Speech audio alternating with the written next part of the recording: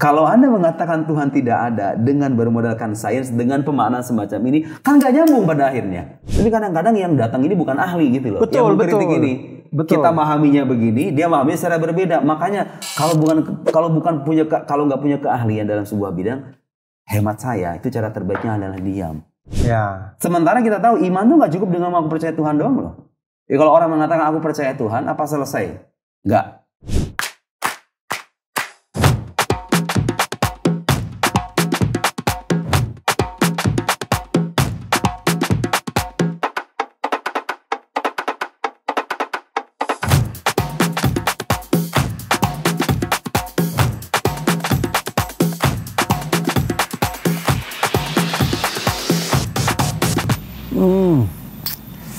Dan tiba saatnya di depan tenda kita bertanya-tanya.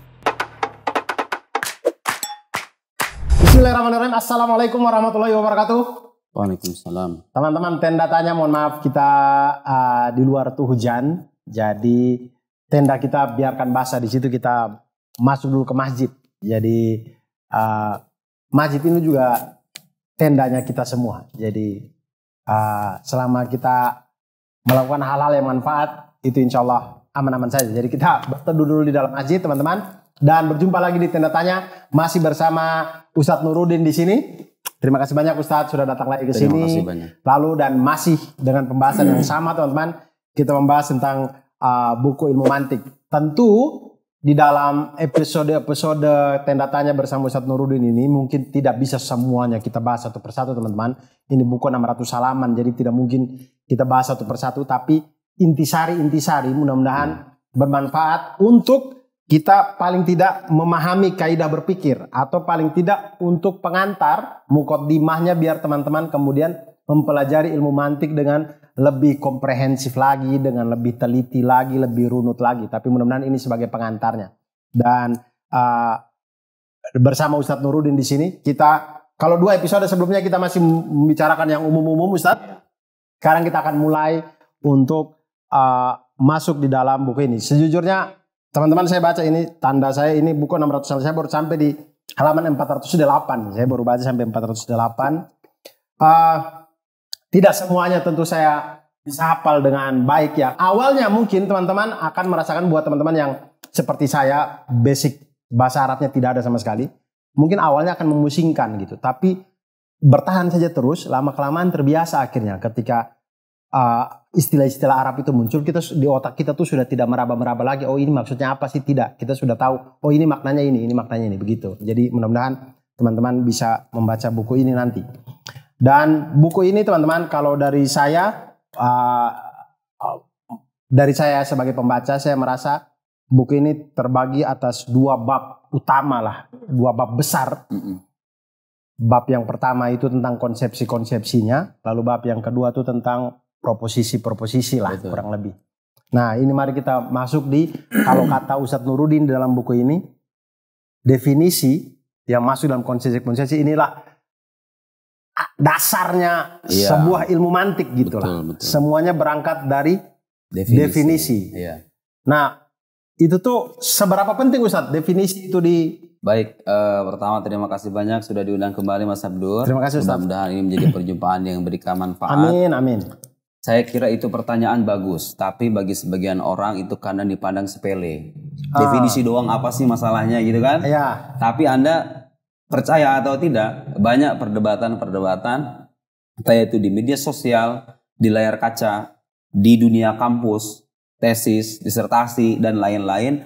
Orang tuh seringkali mengklaim sesuatu dan dia meyakini benar klaim itu. Tapi ketika dikorek-korek, cara dia memahami istilah aja udah keliru gitu loh. Nah, ini yang tidak kalah penting untuk dicatat. Kesalahan dalam merangkai definisi itu bisa berakibat pada kecacatan argumentasi itu sendiri masalahnya. Iya, betul. Ya orang gara-gara salah. Jadi gini, makanya ada ungkapan al-hukmu ala syai' farun atasawwurihi, kata orang Arab begitu. Kalau diterjemahkan bebas kira-kira begini. Penghukuman kita atas sesuatu itu yang nggak bisa dilepaskan dari penggambaran kita tentang sesuatu itu gitu loh. Betul. Kalau misalnya Anda sudah salah memahami suatu istilah, terus kemudian Anda berargumen dengan konsepsi yang salah itu, ya argumen Anda kemana-mana akan salah gitu loh. Akan mudah dipatahkan orang maksudnya, paham ya? Ya. Karena itu yang menjadi salah satu bagian mendasar dalam perangkaian argumentasi. Jadi kalau Mas Abdul sekarang misalnya ngomong sesuatu ya. Misalnya kita sekarang bicara misalnya dalam konteks dunia agama. Karena itu menjadi bidang yang saya tekuni. Saya nggak akan bicara tentang bidang yang nggak saya kuasai. Ya. Sekarang orang misalnya banyak orang di luar sana mengkritik agama. Bagaimanakah agama itu nggak penting? Itu istilah agama yang Anda bilang nggak penting itu apa sih maksudnya agama itu? Coba lihat. Mungkin ada orang membayangkan agama itu bagi saya adalah perilaku umat beragama yang brutal, yang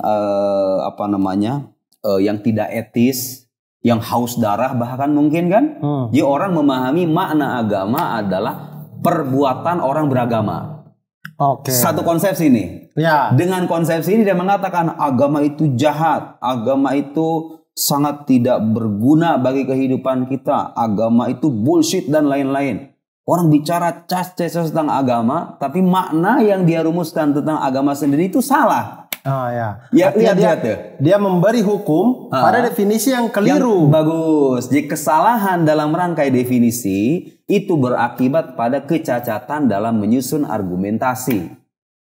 Bisa dipahami ya? Betul. Nah sekarang kalau saya pengen debat sama orang ini, misalnya dia bikin buku segini 600 halaman nih, mengkritik agama. Tapi konsepsi dia tentang agama itu udah salah sejak awal. Tahu nggak apa resikonya?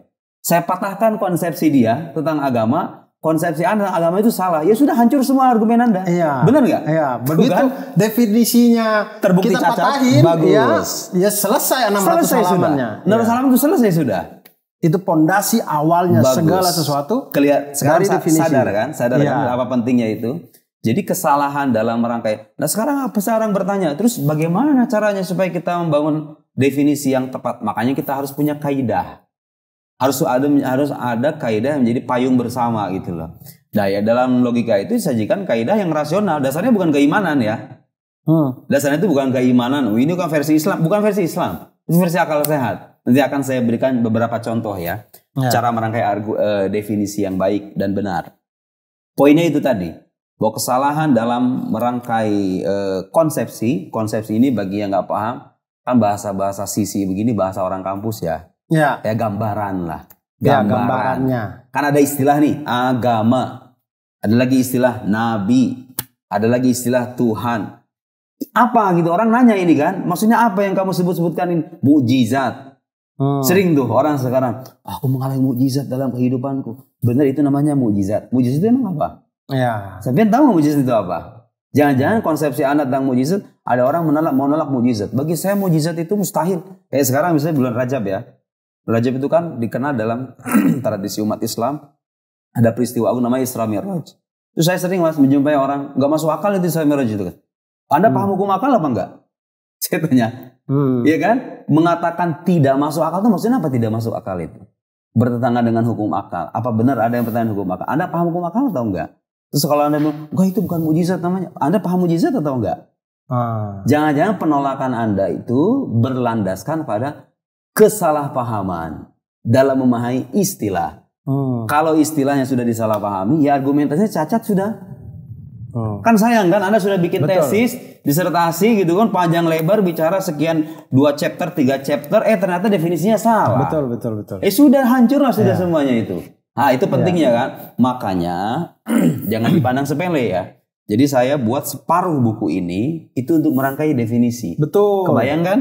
Saya bikin ini sekitar 600 artinya separuh sekitar 200-300 halaman itu mengajari orang gimana cara merangkai definisi yang benar. Betul. Karena kalau itu salah, argumen Anda bisa hancur, luluh lantah. Ya makanya biasanya teman-teman kalau kita semuanya ya mau teman-teman nulis skripsi atau nulis tugas akhir atau apa, kita pasti memulai dengan definisi. Definisi tentang penelitian kita itu dimulai dengan definisi dulu. Karena kalau definisinya salah, itu metodologi apa segala macam itu ke belakang salah semua tuh. Kan? Nah, tapi kemudian begini Ustaz, saya punya pertanyaan begini. Misalkan sebelum kita ke argumentasinya, bagaimana kalau level perdebatan itu terjadi sudah dari definisinya? Nah, harusnya begitu memang.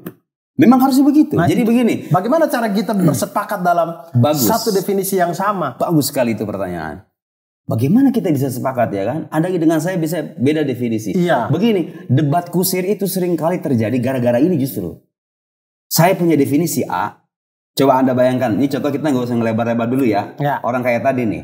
Agama versi dia itu adalah perbuatan umat beragama. Oke? Betul. Dia punya konsepsi agama adalah perbuatan umat beragama. Oke? Sepakat. Kemudian dia bilang agama itu jahat.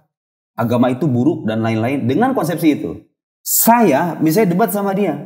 Konsepsi saya tentang agama itu beda. Iya. Karena saya belajar agama secara akademis, saya tahu betul inti dari agama itu bukan perbuatan umat beragama. Iya. Saya merangkai definisi tentang agama, nanti akan saya jelaskan ya. Tapi ini anggap saya punya definisi A, dia punya definisi B. Apa yang terjadi coba? Saya debat sampai 5 jam sekalipun. Dia ngotot begini, menurut saya agama gini, gak nyambung kan debatnya? Iya, gak nyambung. Gara-gara apa coba itu? Gara-gara konsepsi yang tidak selaras itu kan? Iya. Mestinya begini di tahap pertama, oke, kita ini mau bicara agama kan? Kita perdebatkan dulu siapa konsepsi yang paling tepat tentang agama ini. Konsepsinya siapa? Saya atau Anda gitu loh. Ya kan harusnya gitu dong. Iya. Jangan-jangan konsepsi Anda ini keliru, jangan-jangan punya saya juga keliru. Makanya kita perdebatkan dulu. Menurut kaidah logika, definisinya udah benar apa salah gitu loh. Paham nggak maksud saya? Iya. Karena kalau saya ada ngotot dengan kesalahan definisi Anda, saya ngotot dengan definisi saya tanpa menguji terlebih dulu, gak usah debat, percuma. Karena gini, pada akhirnya tahu nggak Mas? Ketika dia mengkonsepsikan agama dengan arti perbuatan beragama, saya sendiri bisa sepakat loh. Dengan kesimpulan dia bahwa agama itu ada yang buruk. Memang faktanya perbuatan beragama ada yang buruk kan? Iya. Iya nggak? Iya. Tapi bisa nggak ada mengatakan perbuatan agama umat beragama ini sama dengan agama? Enggak kan? Iya. Artinya di situ kita bisa berdebat kan? Kadang-kadang yang orang tolak itu, saya sendiri sepakat. Kalau Anda memaknai agama dengan perbuatan umat beragama dan di antara perbuatan mereka itu ada yang buruk, ya saya sepakat gitu kesimpulan Anda itu. Cuma bahasanya salah. Iya. Jangan dibilang agama itu buruk, paham nggak? Iya. Berarti kan kesalahan dari argumentasi Anda itu awal mulanya dari ketidaktepatan merangkai istilah atau konsepsi tadi. Kalau sekarang bagi saya agama bukan perbuatan umat beragama. Bagi saya agama itu adalah aturan yang diklaim berasal dari Tuhan, yang diperuntukkan bagi makhluk-makhluk yang berakal. Tuh definisi agama yang saya pelajari. Ada ratusan definisi agama. Tapi itu definisi agama yang hemat saya lebih mendekati ketepatan. Jadi pertama agama itu adalah aturan. Yang diklaim berasal dari Tuhan. Oke. Karena itu suatu keyakinan hanya bisa disebut agama dengan satu, dia harus ada aturannya. Islam, Kristen ada aturan semuanya kan? Ada aturannya. Kemudian ada ketuhanan, ada Tuhan yang disembah dalam agama itu. Jadi kalau ada suatu keyakinan nggak memiliki Tuhan atau nggak memasukkan kepercayaan tentang Tuhan, namanya bukan agama. Tuh lihat tuh dengan definisi ini. Kemudian dia membatasi. Jadi buat orang-orang yang tidak mengakui Tuhan berarti tidak masuk dalam agama. Iya. Terus ada lagi sosok yang menyembah, yaitu kita sebagai hamba. Karena agama ini diperuntukkan untuk mereka. Walhasil agama dengan definisi tadi itu adalah aturan yang diklaim berasal dari Tuhan. Berarti kalau Anda pengen tahu agama ini baik atau buruk, jangan lihat perbuatan umat beragamanya.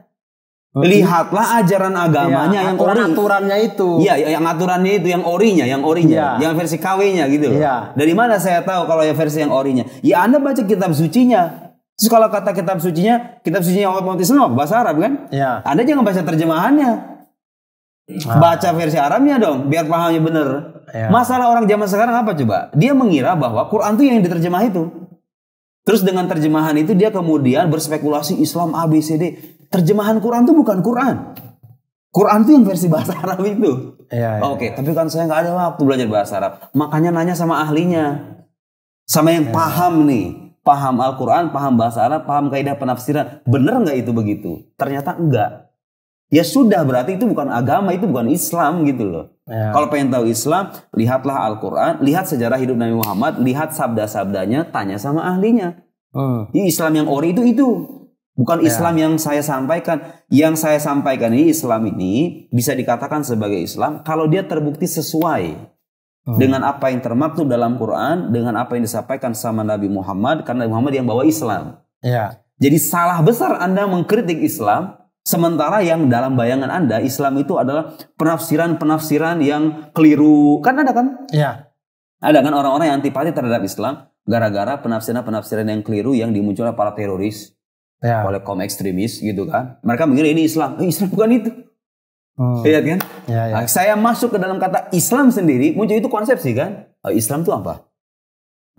Muncul lagi definisi kan. Tuh lihat tuh. Anda mau bicara Islam. Kok suka ada yang nanya soalnya.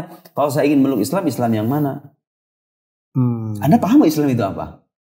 Tuh kan, lihat tuh. Bagaimana ketidakmampuan mengkonsepsi suatu istilah bisa berakibat fatal dalam melahirkan kesimpulan-kesimpulan yang antah berantah itu.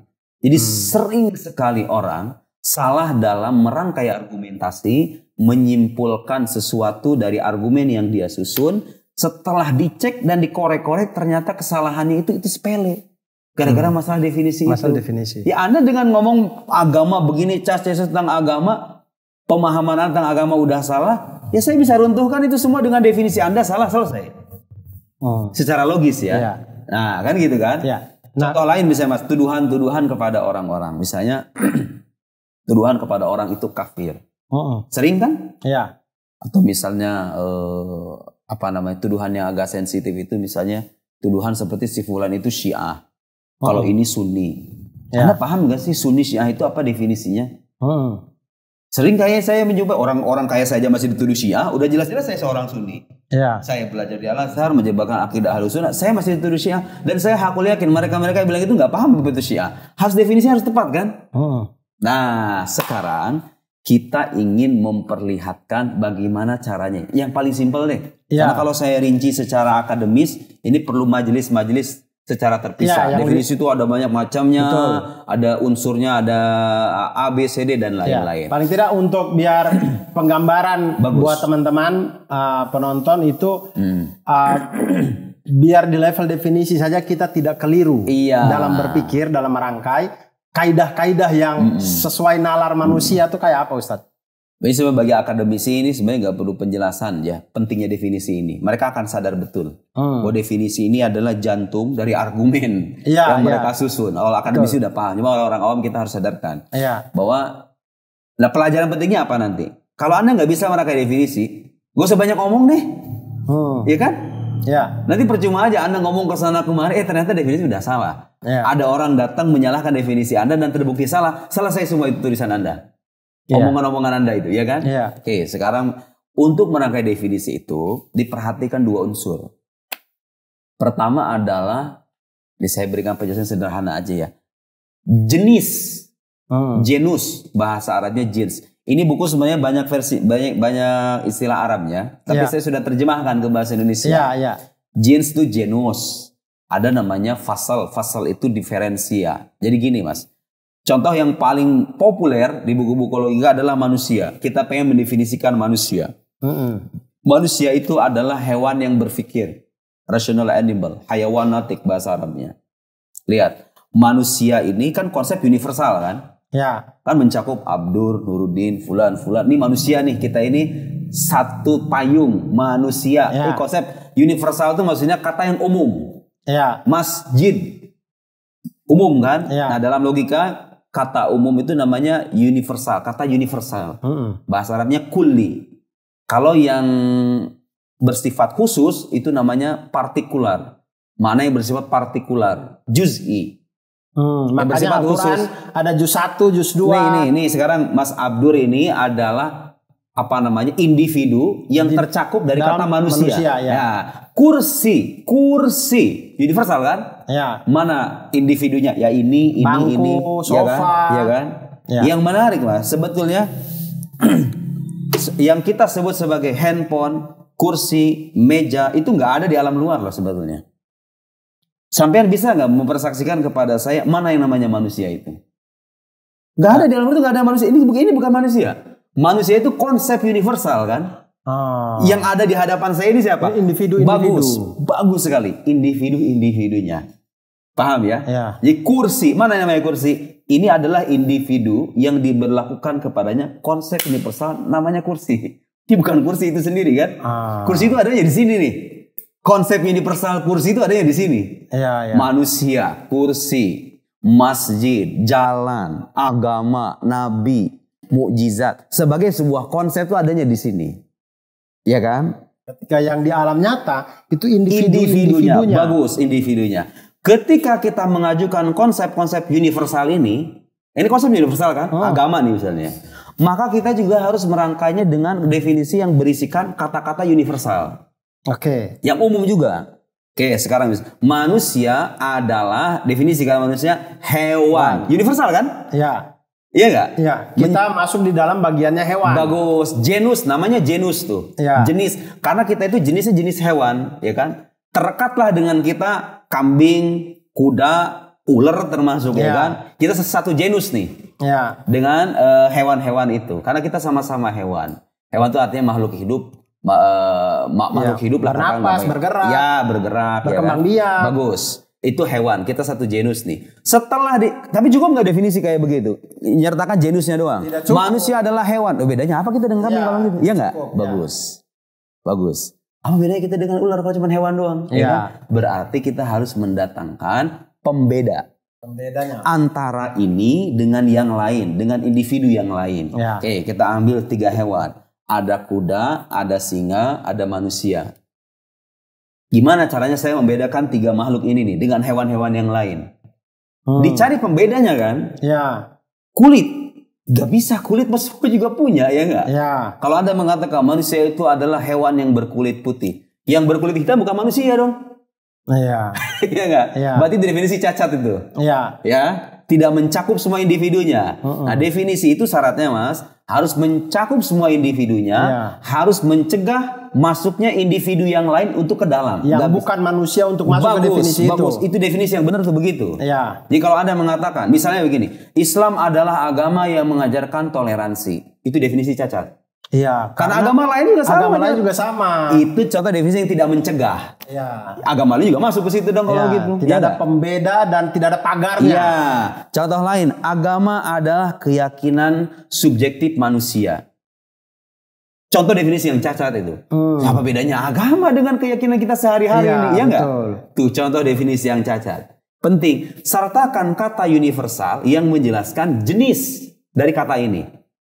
Manusia adalah jenisnya hewan. Yang bedakan apa kemudian? Setelah kita cari-cari. Apa yang manusia punya dan hewan nggak punya. Bagus. Yang kalau itu nggak ada, manusia nggak disebut sebagai manusia. Itu namanya fasal atau diferensia. Diferensia itu yang membedakan. Disebutkan oleh para logikawan, ternyata yang menjadi diferensia itu adalah berpikir. Keberpikiran. Kemampuan untuk berpikir. Anak kecil kan gak mikir. Anak kecil ada secara potensial. Iya. Ya kan? Cuma belum muncul aja. Betul. Jadi kalau dia menjadi manusia yang dewasa, dia akan punya kemampuan berpikir itu. Iya. Yang membedakan kita dengan manusia, dengan hewan lain pada akhirnya adalah keberpikiran. Terangkailah definisi manusia hewan yang berpikir. Dengan begitu keluarlah kuda, kambing, ular, semuanya keluar tuh. Dan mencakup nggak sekarang orang Australia, orang Indonesia, orang Solo, orang Bekasi, orang Jawa, semuanya tercakup nggak di bawah ini nih? Tercakup. Karena mereka adalah hewan, kemudian mereka itu punya keberpikiran, hakikat keberpikiran. Mereka bisa mikir gitu loh. Dan sekarang gini kan, nggak ada. Coba lihat itu satu persatu hewan yang ada di dunia kita itu, ada nggak mereka bisa bikin buku kayak begini? Mereka argumentasi, bikin konsepsi, berdebat. Tidak ada. Nggak ada kan? Ya. Berarti itu kekhususan, itu adalah hakikat manusia yang membedakan itu dari hewan-hewan yang lain. Iya. Baik, Ustadz, mohon maaf kita break dulu, kita sholat asar dulu. Nanti kita lanjut lagi teman-teman setelah kita sholat asar. Alhamdulillah, tadi kita sudah sholat asar teman-teman. Itu tadi disampai di manusia adalah hewan yang berpikir. Hewan adalah jenisnya, kemudian berpikir adalah faselnya atau diferensianya, pembeda sehingga makna manusia itu tidak lagi disamakan dengan hewan-hewan yang lain. Ya. Itu contoh perangkaian definisi yang tepat ya. Cuma kadang-kadang gini Mas, kalau kita mencari titik pembeda yang menjelaskan hakikat dari sesuatu, kadang-kadang kesusahan. Makanya para logikawan mengajukan definisi lain. Definisi yang terangkai dari genus dan diferensia itu sering disebut dengan definisi analitik.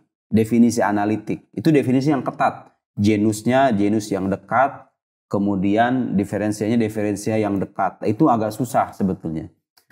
Diberikan tawaran definisi lain namanya definisi deskriptif. Definisi deskriptif itu bedanya apa? Disertakan genus nih. Tapi setelahnya itu bukan fasal, bukan hakikat pembeda, tapi kekhususan. Oh. Nah, sekarang kita lihat kekhususan manusia itu. Misalnya paragraf menjelaskan tertawa. Oke. Tertawa dengan gaya khas ya. Ya. Ya kan? Itu kan kekhususan manusia tuh. Ya. Ya kan? Atau misalnya kemampuan belajar.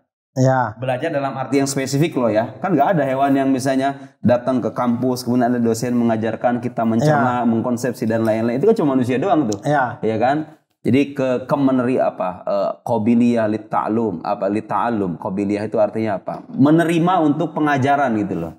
Bisa diajar gitu maksudnya. Manusia itu kekhasannya kan, bisa diajar kan. Tertawa itu kan kalau misalnya sampean misalnya sepanjang hayat gak pernah ketawa tetap jadi manusia tapi kan? Tetap. Karena itu kekhususan doang. Kekhususan, dia bukan esensi. Bukan esensi, bagus. Jadi kalau hewan itu esensi, keberpikiran itu esensi. Terbentuklah itu dua esensi itu, genus differentia, jadilah definisi manusia. Nah, kalau kita tarik ke dalam diskusi-diskusi yang lebih subtil, yang lebih mendasar, yang menjadi bahan perbincangan banyak orang, ini kelihatan sepele kan, kalau manusia udah jelas nih. Iya, iya. Andai pun orang salah mendefinisikan, dah nggak jadi masalah dah. Tapi kita sering kali loh, debat itu masalah-masalah yang krusial, mau itu menyangkut negara, menyangkut agama, menyangkut apa saja, politik. Dan konsep-konsep yang kita bicarakan itu sifatnya abstrak gitu loh. Iya. Iya kan? Contoh sekarang, dulu misalnya orang berdebat. Saya pernah tuh dulu waktu awal-awal balik dari Mesir, mendengar perdebatan seputar agama, filsafat, dan sains. Gimana itu katanya? Bertentangan apa enggak?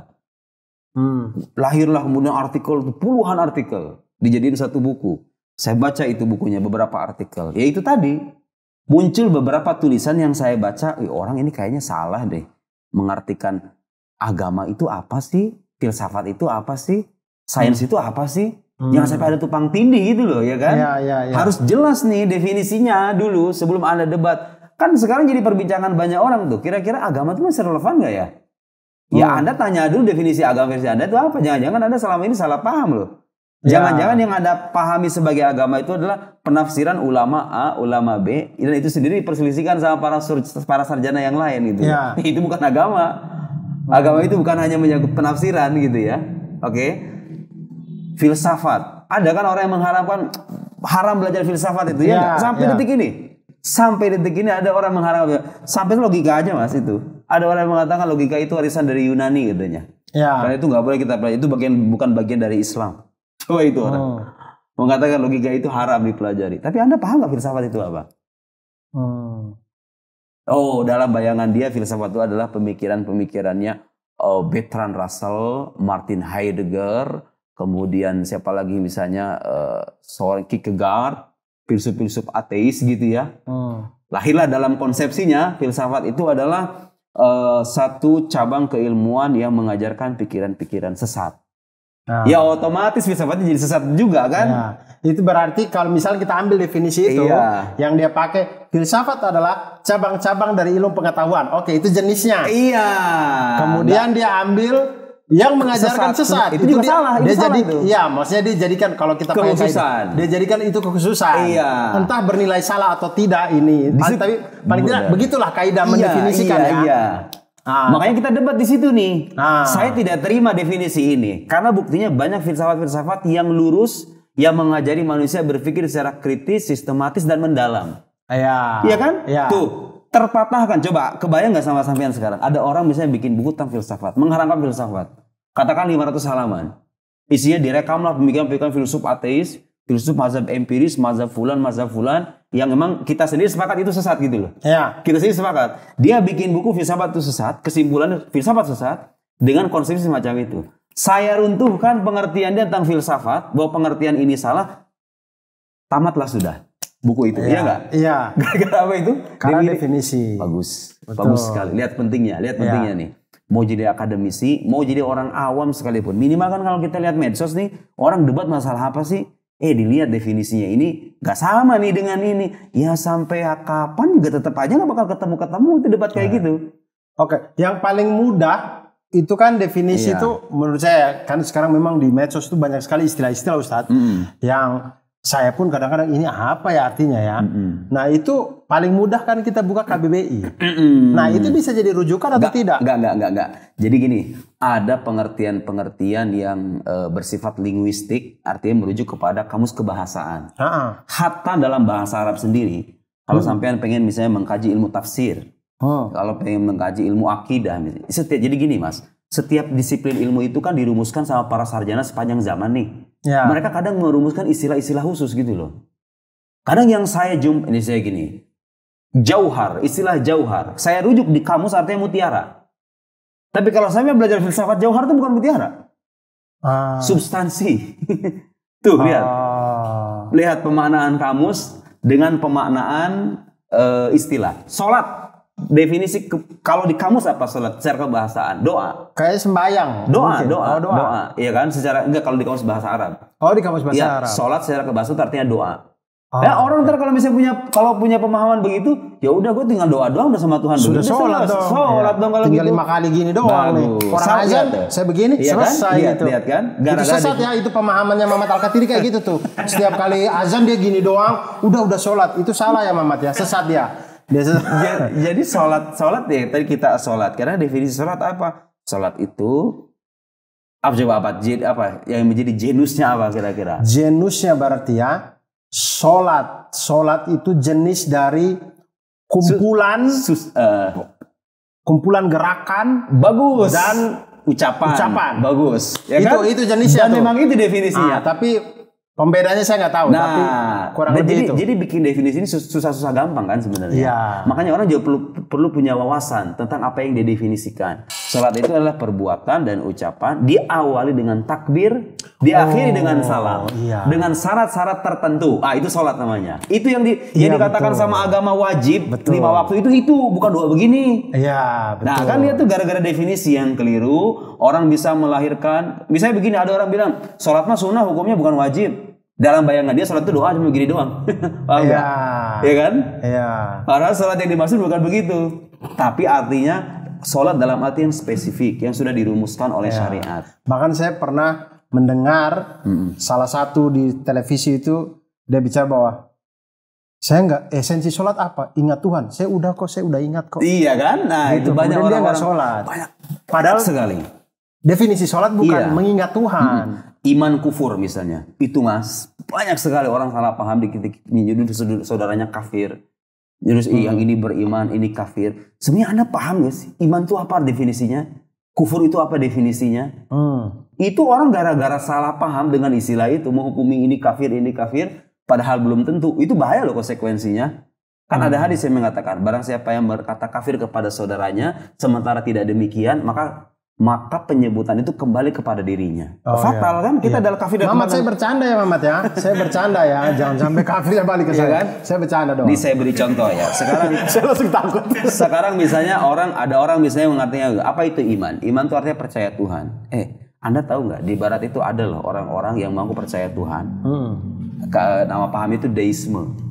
Deisme itu jadi satu paham yang dia itu meyakini keberadaan pencipta, tapi dia tidak percaya kitab suci, nabi dan lain-lain. Jadi nggak sholat mereka. Kayak agnostik gitulah. Kalau agnostik dia udah nggak ada posisi defaultnya ya udah dia itu bilang Tuhan nggak ada ya enggak, bilang Tuhan ada juga enggak. Kalau ini deis itu artinya dia percaya dengan pencipta, creator itu ada, tapi nggak percaya namanya kitab suci, nggak ada nabi dan lain-lain.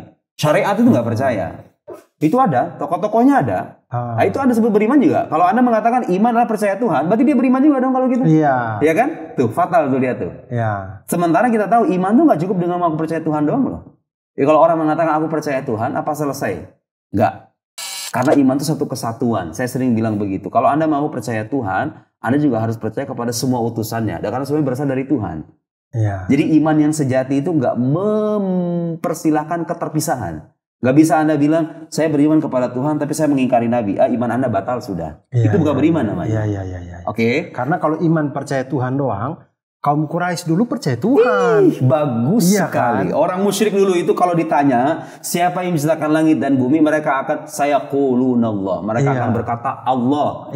Itu orang-orang Abu Jahal, Umayyah bin Khalaf, orang-orang musyrik dulu itu. Mereka itu percaya Tuhan. Iya. Harus ada dong diferensianya antara kita dengan mereka apa. Pagar pembatasnya harus jelas. Itu lihat tuh. Tapi sekarang kalau orang gara-gara mengkonsepsikan yang salah ini, mungkin dia akan memasukkan. Misalnya begini ya. Sekarang kan misalnya dalam agama-agama Semitik ini diajarkan kepercayaan kepada Tuhan. Agama Semitik itu maksudnya Yahudi, Islam, Kristen. Ya. Dalam pandangan Islam, Yahudi, Kristen itu beriman apa enggak? Tuh, bisa jadi bahan perdebatan loh. Kalau definisinya adalah percaya Tuhan, ya beriman. Iya kan? Tapi definisi itu kurang tepat. Iya. Karena itu gak apa ya istilahnya, gak mencegah. Iya. Itu orang deisme, penganut deisme juga berarti beriman. Orang musyrik juga beriman dong. Kacau sudah Anda itu. Betul. Harus ada titik pembeda. Ternyata kalau kita kaji buku-buku teologi, buku-buku akidah itu, iman itu adalah membenarkan semua ajaran pokok yang disampaikan oleh Nabi. Kalau sampai hidup di zaman Nabi Ibrahim atau zaman Nabi Isa, Anda hanya bisa dikatakan beriman kalau percaya kepada Tuhan, sekaligus semua ajaran yang dibawa oleh Nabi Anda. Saya benarkan semuanya. Harus semua dibenarkan. Jadi naif kalau orang mengatakan aku percaya Tuhan, tapi aku nggak percaya kitab suci. Ya bohong kalau begitu. Karena kitab suci ini adalah wahyu Tuhan. Anda mengingkari kitab suci, pada akhirnya konsekuensi mengingkari Tuhan juga dong pada akhirnya. Iya. Makanya Mas, dengan seluruh penghormatan kita ya kepada saudara kita yang beragama non-muslim. Karena sekali lagi, pembicaraan semacam ini tidak serta-merta mengeruhkan hubungan harmonis kita dengan siapapun ya. Tapi kita bicara masalah keyakinan ini. Dalam pandangan Islam, Kristen itu nggak bisa dipandang beriman. Karena apa? Mereka imannya nggak lengkap. Orang-orang Yahudi pengikut Musa alaihissalam percaya kepada Musa, percaya kepada Torah. Tapi mereka nggak percaya kepada Isa, nggak percaya kepada Nabi Muhammad, ya nggak? Iya. Orang Kristen mereka percaya kepada Musa, percaya kepada kepercaya Injil gitu ya. Terlepas apakah Injilnya itu Injil yang kita maksud atau bukan, tapi yang jelas mereka percaya kepada Nabi Isa, percaya Nabi Musa, tapi nggak percaya Nabi Muhammad. Anda tahu siapa satu-satunya umat beragama di dunia ini yang percaya kepada semua nabi? Kita. Musa, Isa, Muhammad, Ibrahim, Adam, semuanya dipercayai. Semua kitab suci loh, bukan cuma Quran doang. Betul. Jadi gini Mas, orang Muslim nih kalau aku percaya yang namanya Al-Quran, aku percaya 100%. Tapi aku nggak percaya namanya Injil. Injil itu bagi aku nggak ada. Tahu nggak konsekuensinya apa? Tidak beriman. Batal. Iman Anda batal. Iya. Gak percaya Karena Injil, kita bukan Injil. membenarkan. Iya. Semua yang diajarkan Nabi. Iya. Nabi memang mengajarkan. Kan itu ada di Quran Injil itu. Iya. Bukan Injil yang sekarang ini ya, bukan Bible ya, tapi Injil sebagai wahyu yang diterima oleh Nabi Isa alaihissalam. Iya. Kita kan nggak pernah ngeliat, nggak pernah ngeliat, tapi masa sumbernya terpercaya Nabi yang bilang gitu loh, paham nggak? Iya. Kalau dari sampean yang bilang ada kita namanya Injil, saya berdustakan nggak apa-apa. Tapi kalau Nabi Muhammad yang bilang sudah terbukti sebagai utusan Tuhan, Anda harus membenarkan. Sekalipun Anda nggak pernah ngeliat wujud aslinya gitu ya. Noh, lihat tuh. Jadi iman itu esensinya adalah bukan hanya percaya Tuhan, tapi percaya dengan semua yang dibawa oleh utusan Tuhan. Nah itu akan menjadi mengkerucut kan? Iya. Pagar nih. Oh kalau begitu yang percaya pada sebagian nabi, tapi nggak percaya sebagian yang lain, bukan beriman. Ya kan? Definisi beriman yang itu, yang tadi Ustadz katakan itu, bisa kita gunakan ketika kita memahami kayak ya ayyuhalladzina amanu itu iman yang itu maksudnya. Iya, memang. Versi Islam kan begitu. Iman itu versi Islam itu Mas, gak bisa dipisah-pisahin. Oke, orang percaya kepada Tuhan, percaya kepada Nabi. Tapi orang percaya alam akhirat lah. Kayak hidup di sini doang udah selesai gitu loh. Bisa nggak itu? Sah nggak imannya? Nggak. Karena satu kesatuan. Kenapa? Karena yang mengabarkan adanya alam akhirat itu Nabi. Masa Anda membenarkan kenabiannya tapi mendustakan kabarnya? Tidak masuk. Iya kan? Lihat betapa definisi itu dalam percakapan yang luas, percakapan intelektual di media sosial dimanapun, itu kan selalu kita butuhkan. Orang mengharamkan ini, menghalalkan ini, definisinya apa? Nggak tahu. Ya itu namanya omong kosong dong pada akhirnya. Tapi begini Ustadz, untuk sampai kepada yang Ustadz bilang definisi yang itu tadi sulit memang, definisi yang sampai hakikat esensinya itu kan sulit. Kalau kita langsung ambil gampang lihat di KBBI juga ternyata kadang-kadang definisinya tidak pada tempatnya. Nah baiknya kalau kita tidak tahu sebuah istilah, sebuah pengajaran, maksudnya di dalam kehidupan kita sehari-hari, tiba-tiba di medsos ada istilah ini lah apa, itu baiknya bagaimana kita? Bagus. Jadi pengertian di kamus, pengertian linguistik kebahasaan itu memang penting tetap ya. Kamus itu tetap penting. Kadang-kadang itu membantu memahami. Karena bahasa itu sifatnya begitu Mas. Kadang-kadang tuh gak bisa dipisah kayak gini nih. Sholat itu makna dasarnya adalah doa. Ketika datang syariat dikerucutkan maknanya bukan cuma doa doang. Tapi itu tadi ya kan. Tapi hakikatnya dalam sholat masih ada doa kan. Masih. Iya kan? Hakikat sholat sendiri kan doa kan Iya, sebenarnya dari kan? takbir baru kita doa itu. Iya, jadi kadang sampai nggak selesai. lepas juga makna linguistik kan kadang nggak lepas juga sebetulnya. Masih ada keterkaitan. Tapi poin saya itu nggak bisa jangan satu-satunya rujukan. Dia bisa membantu kita memahami istilah ini. Tapi kadang-kadang juga membantu kita mencari asal muasal kenapa dinamai begini. Nah, itu filsafat bahasa tuh yang bahas kayak begituan. Kenapa orang itu menamakan yang begini namanya pisang itu kenapa? Iya. Dari mana asal muasalnya? Iya. Itu ada kajian ya itu kan filsafat bahasa kayak gitu. Air, water. Terus bahasa Arabnya ma. Kenapa dia ma? Disebutkan itu ada namanya ilmu tersendiri. Ini terambil dari kata 1, 2, 3. Asal muasalnya adalah ini. Ternyata dirumuskan begini karena begini. Itu pembahasan dalam filsafat bahasa ya. Tapi maksud saya begini, itu kamus membantu, tapi nggak bisa kan tolak ukur. Terus bagaimana kita supaya merumuskan definisi itu secara tepat? Kalau memang harus dari kamus, cari kamus-kamus yang secara spesifik dirumuskan sama para ahlinya. Iya kan? Saya nih belajar filsafat ya, belajar filsafat.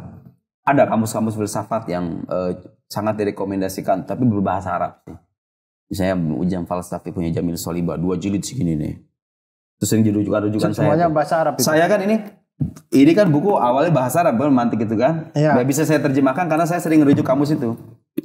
Itu ada terjemahan Inggrisnya, terjemahan Perancisnya, ada penjelasannya. Saya cari aja, oh ini kira-kira bahasa Indonesianya apa ya? Oh bahasanya Indonesia begini. Misalnya kuli itu kata yang bersifat umum. Bahasa Indonesia universal lah gitu ya. Kata yang bersifat khusus partikular lah kira-kira begitu.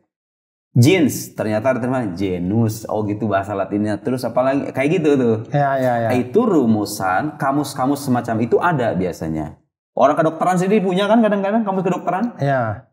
Karena itu cara kita menghormati spesialisasi dalam setiap bidang keilmuan. Gak bisa tuh Anda memaksakan, oh gak bisa di kamus ini maknanya bukan begitu. Anda mengada-ngada, Anda ahlinya atau bukan? Ada kan kayak gitu kan. Lihat ini di kamus begini penjelasannya. Bisa bicara tentang penafsiran Quran ya. Dia kemudian merujuk pada, dia bukan seorang ahli tafsir, tapi dia merujuk pada kamus kebahasaan dan dia ngotot betul. Ini maknanya begini, ini kamus bahasa ini. Orang berjilid-jilid ini. Tapi kan segala selamanya kamus bahasa juga rujukan gitu loh. Betul. Para ahli ini punya konsepsi-konsepsi sendiri-sendiri. Nah, cara terbaiknya hemat saya kita merujuk pada kamus-kamus yang dirumuskan oleh para ahli itu. Itu pun dengan catatan ya, belum tentu sepenuhnya benar. Karena para ahli yang merumuskan definisi pun gak selamanya belajar logika. Sekarang Anda tahu kenapa logika itu dikatakan pengantar bagi semua ilmu. Karena semua ilmu pasti ada istilah-istilah. Pasti ada argumentasi. Nah kita perbincangkan di sesi khusus tentang argumentasi ini. Semua ilmu begitu. Anda mau keluar dari ruangan ini pun ngomong di coffee shop gitu ya sama orang berdebat tentang masalah apapun, itu ada argumentasi di sana. Betul. Menakar ini argumentasi benar atau salah harus dengan ini. Ya kan? Teks suci relevan ketika kita membincangkan hal-hal yang memang sudah kita terima sebagai sebuah kebenaran dalam agama kita. Sesama muslim misalnya, Al-Quran mengatakan begini. Tapi kalau dibalik itu ada orang-orang yang nggak percaya dengan teks suci, kan satu-satunya untuk memuaskan adalah ini. Gitu ya. Iman, kufur, kafir. Anda menyebut orang sebagai kafir. Kafir itu apa? Kalau iman dikatakan membenarkan semua ajaran Nabi, berarti kufur itu kebalikannya. Mendustakan ajaran pokok yang dibawa oleh Nabi. Anda percaya Tuhan, percaya Nabi, tapi ada satu Nabi ada ingkari. Saya tidak percaya namanya Ibrahim misalnya. Sudah selesai. Itu namanya kufur. Ada pengingkaran mas. Kufur itu ada pengingkaran. Pengingkaran terhadap apa-apa yang diajarkan. Jangan sampai ada orang misalnya ziarah kubur, ngomong kemudian berdoa sambil begini, kelihatannya ada kuburnya berprasangka ini orang nyembah kuburan deh kayaknya. Ini kafir nih. Kafir nih gara-gara begini doang. Kan belum tentu. Anda tahu dari mana dia ada pengingkaran dalam hatinya. Belum tentu kan Anda tanya dulu, maksud Anda ziarah kubur itu maksudnya apa? Anda menyembah kuburan atau tidak? Setahu saya orang muslim itu nggak ada kalau ziarah kubur nyembah kuburan, ada nggak? Tidak ada. Nggak ada nyembah kuburan tuh. Maksudnya nyembah kuburan wali ya. Bahwa ada saudara-saudara kita yang mungkin keyakinannya sedikit menyimpang, kadang bikin misalnya sesajen, patung, kemudian mungkin ada ya. Tapi maksud saya ziarah kubur ke makam orang-orang terpilih, orang-orang soleh. Saya belum pernah menjumpai mas orang ziarah ke makam wali, ke makam ahlul bait misalnya, ke makam siapa, fulan-fulan yang diyakini kesolehannya, terus menyembah kuburan. Gak ada. Ya, Gak ada orang yang nyembah kuburan. Jadi Anda gak bisa mengkafirkan orang hanya dengan tindakan yang masih multitafsir itu. Boleh jadi kemungkinan begini, boleh jadi begini, boleh jadi begini. Lihat bagaimana kalau kita belajar logika, kita tidak akan menjadi manusia yang gampang menghukumi sebelum meneliti. Ya. Dan sekarang kita hidup di zaman yang kebalikannya. Betul. Orang ngomong dulu, mikirnya belakangan, ya kan? Iya.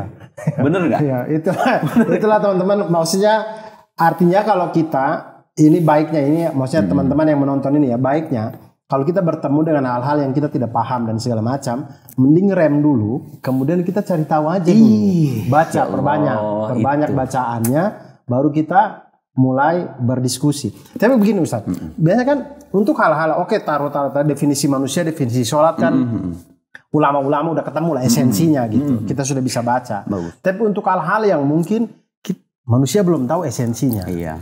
Dalam perdebatan itu mungkin nggak definisi itu kita revisi. Misalkan kayak kita mendefinisikan A, tapi begitu kita debat-debat ternyata ini juga termasuk harus kita batasi nih. Kemudian kita merevisi definisinya. Bisa. Definisi itu bisa direvisi, bisa malah kali terbukti cacat, tidak sesuai dengan kaidah. Kan tadi saya kasih tahu kaidahnya. Sertakan genusnya, sertakan pembedanya atau kehususannya. Filsafat misalnya, ini kita bicara yang umum-umum ya, supaya orang tuh paham. Filsafat itu apa? Filsafat itu adalah disiplin keilmuan yang mengajarkan mengajak kita untuk memikirkan hakikat segala sesuatu. Kan filsafat karakternya begitu, bicara tentang hakikat. Apa hakikat pekerjaan itu? Apa hakikat kehidupan? Disuruh kerja itu kan dia hakikat kerja. Disuruh kawin, hakikat perkawinan itu apa ya? Kalau apa esensi perkawinan? Kalau mungkin sekarang anak-anak filsafat itu bisa disebut dengan anak-anak skena. Terus gini, ada kehususan nih filsafat ini, cara berpikirnya radikal dalam arti mendalam. Jadi kalau orang tuh mikir di permukaan, orang filsafat tuh mikirnya langsung ke dalam gitu loh. Iya kan? Mikir langsung ke jantung yang kadang orang tuh nggak terlintas di kepala mereka. Ya, karakter filsafat. Kemudian sistematis. Kemudian sistematis, radikal dan mendalam. Radikal itu artinya mendalam. Sistematis dan logis. Ya. Itu kalau saya mengartikan filsafat dengan cara begitu, satu disiplin ilmu yang mengajari kita cara berpikir yang kritis, logis dan mendalam. Atau satu disiplin ilmu yang mengajari kita tentang menjelaskan hakikat segala sesuatu. Apa sih sesatnya kayak begitu? Itu bagus kan? Tidak ada sih. Bagus kan? Ya. Tapi kan ada itu filsuf-filsuf penyimpang. Ya saya juga tahu emang itu ada penyimpangan dalam filsafat. Tapi itu bukan representasi dari filsafat gitu loh. Berarti kalau begitu Anda harus bedakan nih antara filsafat sebagai ilmu dengan filsafat sebagai produk pemikiran para filsuf. Beda kan? Ya. Sehingga penghukuman Anda lebih jernih pada akhirnya. Oh ternyata yang saya bilang filsafat haram itu bukan filsafat hakikatnya, tapi itu produk pemikiran para filsuf yang memang terbukti salah. Saya sendiri kalau Anda mengatakan Bertrand Russell seorang ateis, iya. Terus pikiran-pikirannya ada yang benernya, ada yang salah, gitu loh. Ya. Harus jernih dong, ya kan? Anda bicara tentang sains, lihat Mas. Gara-gara orang salah definisi ya. Kadang-kadang tuh bisa merecoki bidang lain, ya bukan kapasitasnya, dan dia terjatuh ke dalam falasi. Saya beri contoh yang real. Banyak atau katakan beberapa yang saya jumpai, saintis-saintis, baik itu di barat ataupun beberapa di tanah air mungkin ya, yang kadang-kadang tuh menafikan keberadaan Tuhan dengan alasan sains. Menurut sains Tuhan itu tidak ada katanya gitu kan. Logika yang mereka bangun itu loh. Tapi Anda sadar nggak sih sebetulnya sains itu definisinya apa sih? Yang ada sebut sains itu kan cabang pengetahuan yang membahas tentang fenomena alam semesta kan? Iya. Lihat tuh, sains itu bidang cakupannya adalah alam semesta. Yang terindra ini, yang bersifat empiris ini. Iya. Sementara Tuhan bukan wujud yang bersifat empiris.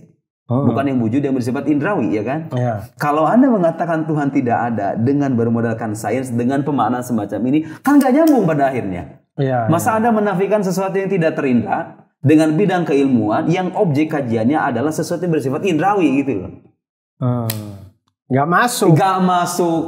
Saya pernah kasih misalan, bisa nggak grammar bahasa Inggris mengoreksi tata bahasa, nahu bahasa Arab? Bisa? Tidak bisa. Nggak nyambung kan? Iya, nggak nyambung. Ada domainnya masing-masing gitu loh. Kalau begitu, kalau Anda ingin mengatakan Tuhan tidak ada, nggak bisa tuh. Hanya berlandaskan menurut sains. Karena bidang kajian sains nggak berkaitan dengan wujud metafisik itu.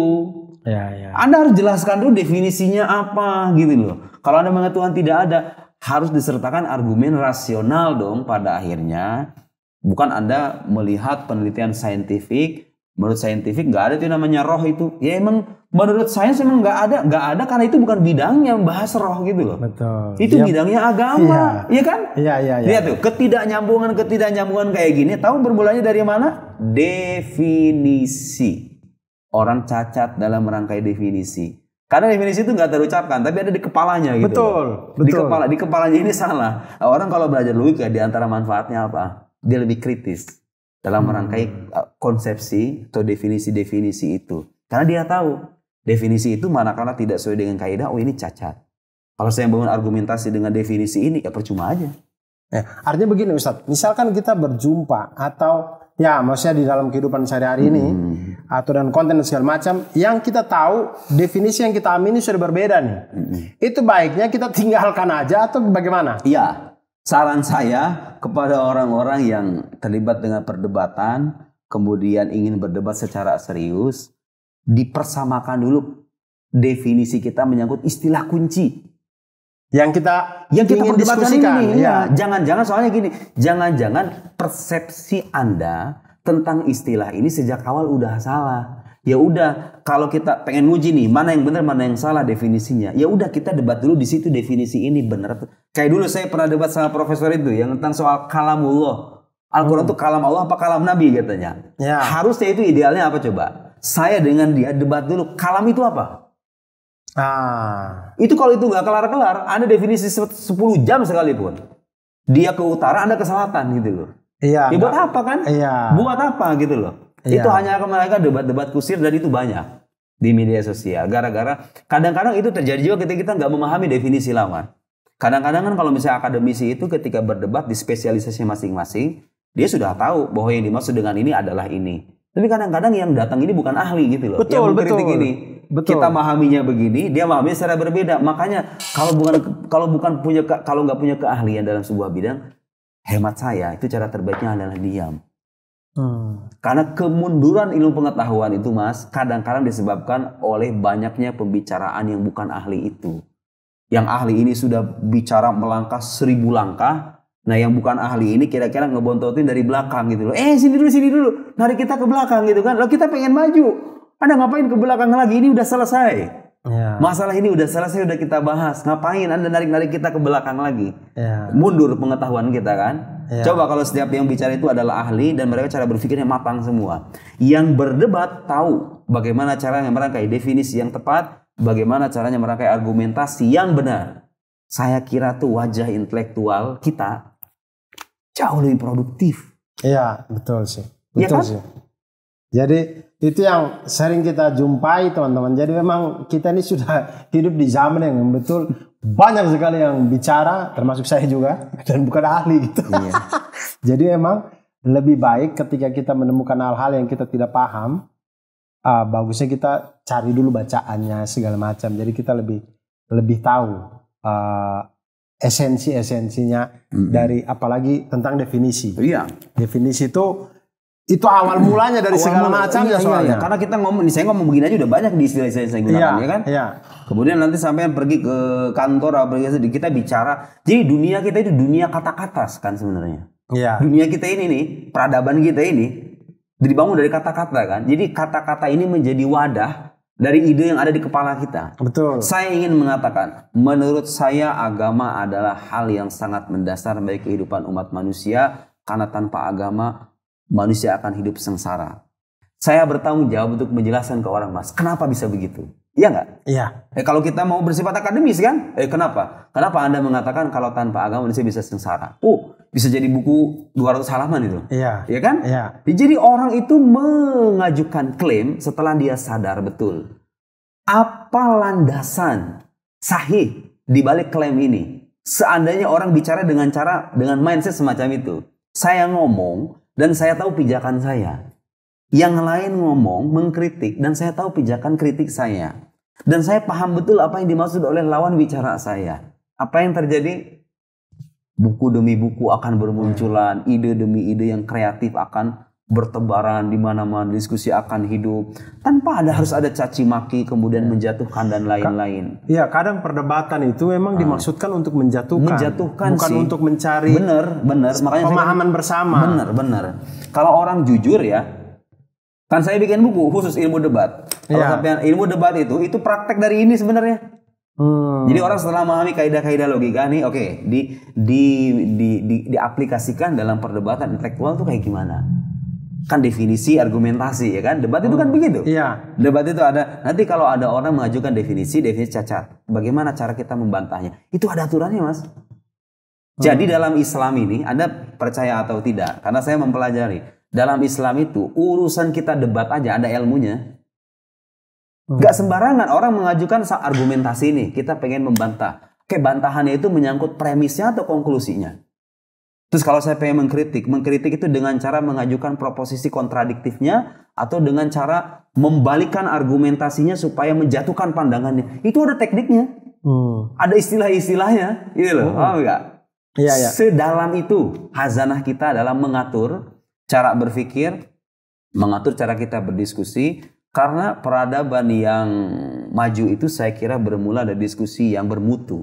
Betul. Tanpa adanya diskusi yang bermutu, kita akan sulit untuk menciptakan kemajuan dalam ilmu. Iya. Ya kan? Dan kita biasanya nonton juga teman-teman, kalau kita ketemu dengan diskusi-diskusi yang walaupun itu perdebatan, tapi kalau dua-duanya tuh berargumentasi dengan baik, kita tuh dapat ilmu.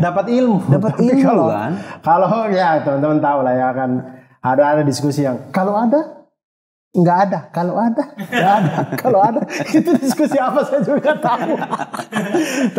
tapi ini menarik, nanti ini dasarnya definisi teman-teman. Berikutnya kita mungkin akan bertanya kepada minta untuk Ustadz Nuruddin membahas tentang bagaimana definisi dirangkai dalam kalimat. Kemudian kalimat itu kemudian kita menghukumi benar atau salahnya atau bagaimana. Tentu itu semua ada ilmunya. Iya. Oleh karena itu nanti kita sambung di episode berikutnya bersama dengan Ustadz Nuruddin tentang ilmu mantik. Ustadz, terima kasih banyak. Nah, dan itu dia teman-teman, dan terima kasih banyak juga buat DKM Masjid Nurul Huda sudah memberikan tempat kami berteduh dan tempat syuting juga. Ketua DKM-nya itu Ustadz Arbi, teman-teman. Ustadz Arbi itu pernah menjadi salah satu narasumber kita di tenda tanya waktu season pertama. Nah, kami biasa tenda tanya itu juga pakai tandanya Ustadz Arbi. Ya gitu. Jadi Ustadz Arbi yang mengelola masjid ini, dan terima kasih banyak. Dan ini buku ilmu mantik ini teman-teman bisa beli di penerbitnya Kelra ini tempatnya di Tapos. Tapi teman-teman buka aja. Waktu itu saya belinya di Shopee dan Tokopedia, di salah satu marketplace. Cuman kan banyak sekali kalau teman-teman langsung ketik ilmu mantik gitu. Jadi teman-teman, menurut saya sih buka Instagram Ustadz Nuruddin, di situ ada linknya. Nah itu pasti jamin asli. Kalau yang biasa kalau kita langsung ketik ilmu mantik gitu, banyak banget yang keluar, dan saya takut ini jangan-jangan palsu lagi, diduplikasi lagi dan segala. Jadi begitu. Jadi saya berpikir untuk lebih gampangnya langsung dari link yang ada di Ustadz Nuruddin. Ini dia ilmu mantik. Ini bagus teman-teman, membaca untuk kita memahami kaidah berpikir. Begitu, terima kasih banyak. Kita akan lanjut di episode selanjutnya. Wassalamualaikum warahmatullahi wabarakatuh.